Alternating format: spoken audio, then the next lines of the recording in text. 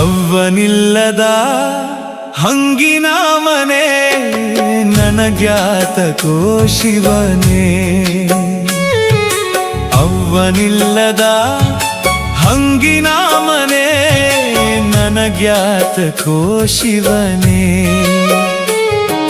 ತಾಯಿ ಇಲ್ಲದ ತವರಿನ ಮನೆ ದೇವರಿಲ್ಲದ ಗುಡಿಯಂತೆ.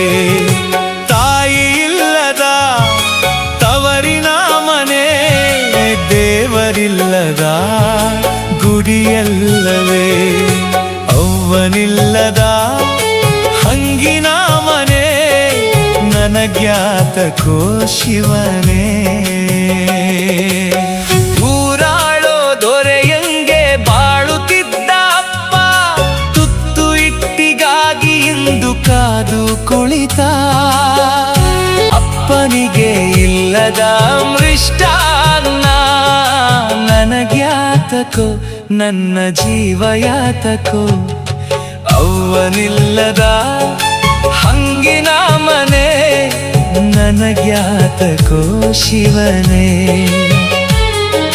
ತಾಯಿ ಇಲ್ಲದ ತವರಿನ ಮನೆ ದೇವರಿಲ್ಲದ ಗುಡಿಯನ್ನ